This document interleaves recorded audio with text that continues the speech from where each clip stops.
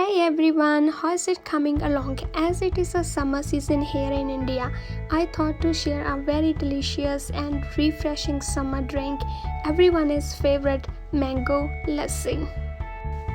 To start with, I'm adding some ice in a blender, following by half cup of mango pulp syrup. You can use fresh mangoes if you like. Then I'm adding 1 cup of fresh yogurt in it and half teaspoon of cardamom powder. Then I'm gonna blend it until smooth and creamy.